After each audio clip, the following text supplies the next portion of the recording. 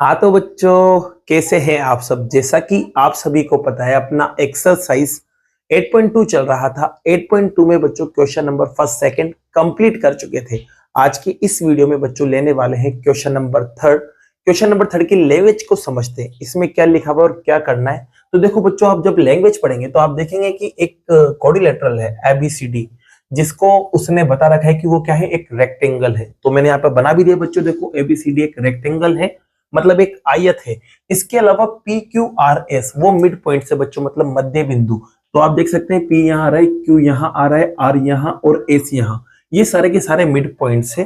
ठीक है, अब आपको इतना सा देने के बाद आपसे कहा है कि पी क्यू आर एस को प्रूफ कीजिए कि वो रोम्बस है। मतलब पी क्यू आर एस को तभी बना पाएंगे जब इन लाइंस को अपन मिलाएंगे। तो मैंने लाइंस भी मिला दिया और यहाँ पर एक क्वाड्रिलेटरल बन गया, मतलब चतुर्भुज। अब आपको बताना है कि ये रोम्बस है या नहीं है। तो इसके लिए बच्चों आपको पता है कि क्या करना होता है। जब भी कोई भी चीज को रोम्बस लाना है तो इसका मतलब उसकी चारों लाइन को आपस में क्या करना पड़ता है, बराबर करना पड़ता है।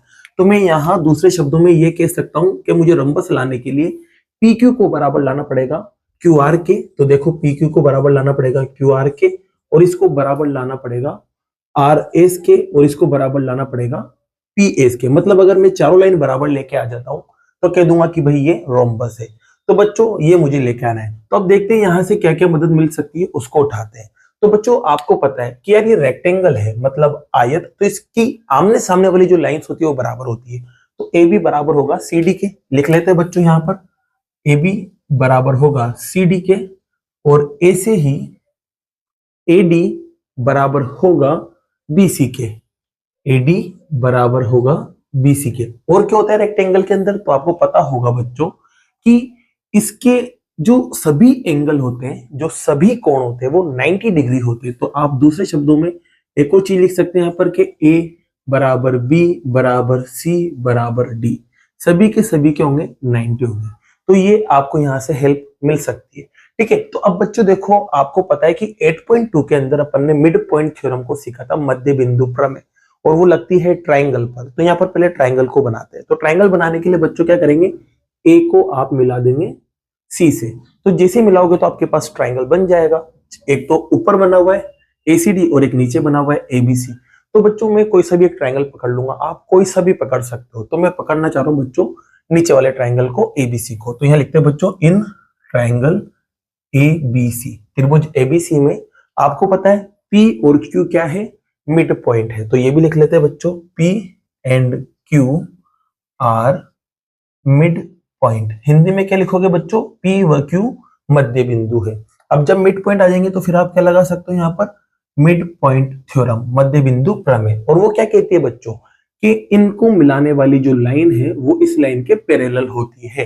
तो अपन कह सकते हैं पी क्यू पैरेलल होगी एसी के, एंड ये जो लाइन होती है वो इसकी आधी भी होती है। तो आप कह सकते हैं पी क्यू आधी होगी एसी के। इसको पहली इक्वेशन आप दे सकते हैं। ठीक है, अब बच्चों सेम काम में ऊपर वाले ट्राइंगल में भी कर सकता हूं। तो बच्चों यहां पर अब ऊपर वाले ट्राइंगल को पकड़ते हैं। तो in triangle A C D, इसको पकड़ते हैं। तो इसमें भी देखा बच्चों अपन ने एस एंड आर क्या है, मिड पॉइंट है, लिख देना आप। ठीक है, फिर मिड पॉइंट है तो यहाँ क्या लग जाएगा, मिड पॉइंट थ्योरम लग जाएगा बच्चों, मध्य बिंदु प्रमेय। और उससे क्या होगा, ये जो लाइन है एस आर वो एसी के पैरेलल होगी। तो एस आर पैरेलल होगी एसी के, एंड एस आर जो है वो आधी भी होगी एसी के। ये आपके पास दूसरी इक्वेशन आ चुकी है। ठीक है बच्चों, अब यहां देख सकते हैं आप पहली और दूसरी इक्वेशन में कुछ सिमिलरिटी दिखेगी। तो इनको कंपेयर करते हैं। तो by equation first and second, समीकरण 1 व 2 से चलो सिमिलरिटी देखते हैं। तो आप देखोगे कि PQ जो है वो AC के पैरेलल है, और यहाँ देखोगे SR भी जो है वो AC के पैरेलल है। मतलब इन दोनों में AC सेम आ रहा है। तो बचे हुए पार्ट भी आपस में क्या होंगे, पैरेलल होंगे, मतलब समांतर। तो PQ और SR क्या आ जाएगा, पैरेलल, इन दोनों की मदद से। तो पहले तो लिखते हैं अपन PQ पैरेलल आ जाएगा किसके, SR के। अब सेकंड पार्ट भी देखते हैं बच्चों। तो सेकंड पार्ट देखोगे यहाँ पर भी आधा AC आ रहा है और यहाँ पर भी आधा AC आ रहा है। तो इसका RHS सेम है, तो इनका LHS भी क्या होगा, सेम होगा। तो PQ और SR भी आपस में क्या हो जाएंगे, बराबर हो जाएंगे। तो बच्चों PQ SR भी बराबर आ गए।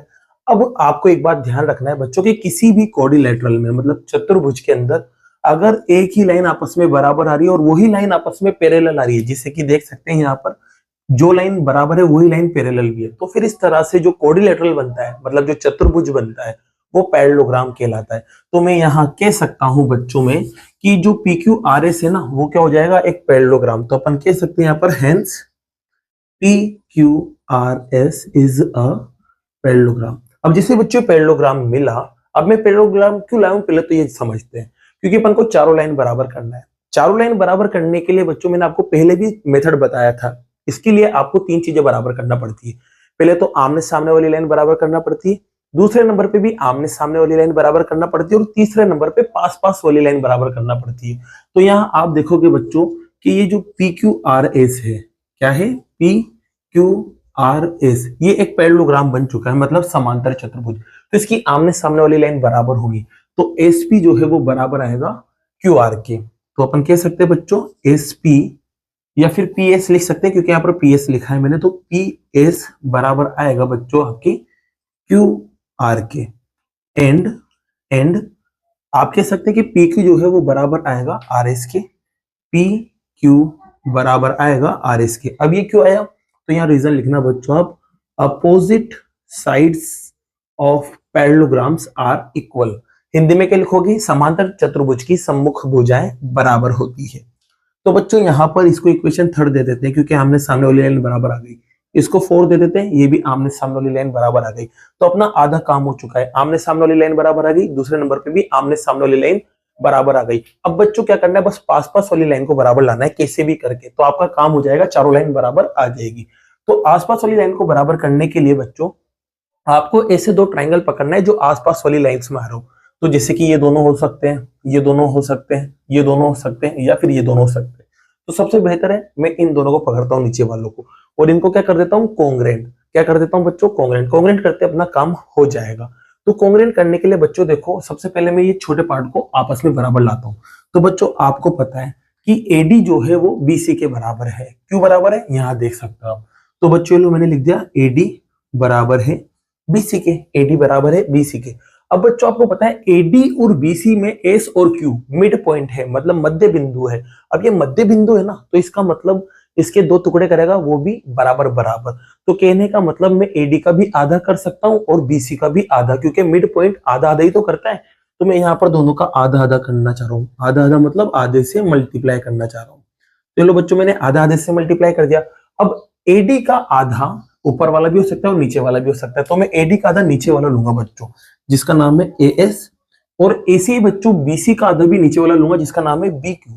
क्या है बच्चों, BQ। और इसका काम आती, बस अपन का काम हो गया बच्चों, ये आती। तो ये इक्वेशन 5 है। अब इसकी मदद लेके मैं आसपास वाली लाइन को बराबर लाने जा रहा हूँ। तो बच्चों अब अपन पकड़ते हैं यहाँ पर ट्राइंगल को।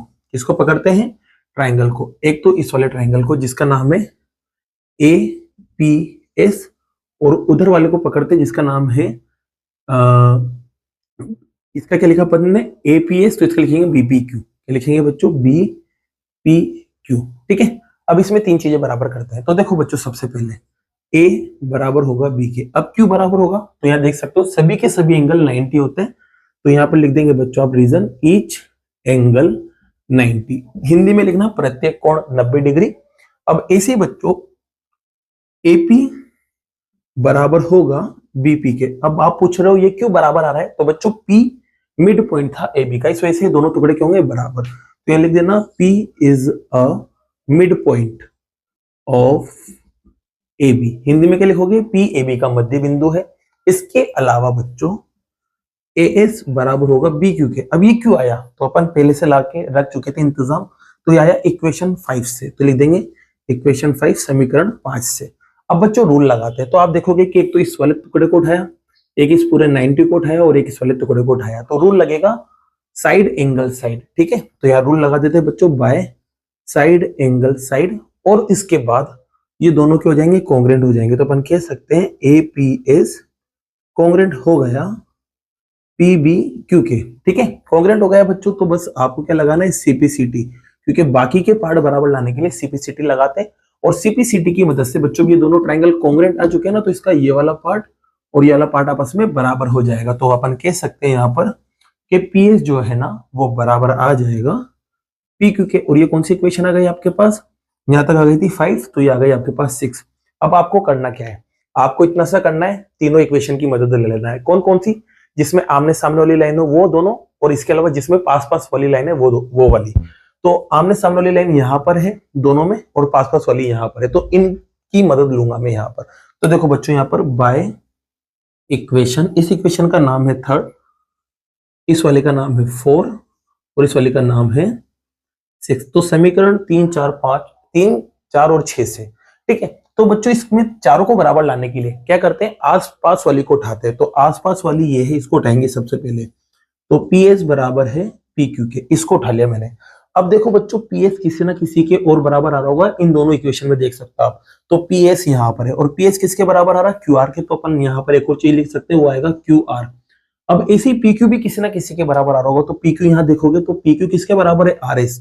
तो मैं पी क्यू को एक और चीज के बराबर लिख दूंगा, आर एस, जिससे क्या होगी, चारों लाइन आपके बराबर हो जाएगी बच्चों। और चारों लाइन बराबर होते ही अपना काम भी कंप्लीट हो जाएगा। और इसी के साथ बच्चों ये क्वेश्चन नंबर 3 आपका कंप्लीट होता है। अब बाकी के जो क्वेश्चन है बच्चों, वो नेक्स्ट वीडियो में करते हैं। अगर वीडियो पसंद आई हो और ये क्वेश्चन आपको समझ आया हो, वीडियो को लाइक कीजिए, चैनल को सब्सक्राइब कीजिए। Thank you so much.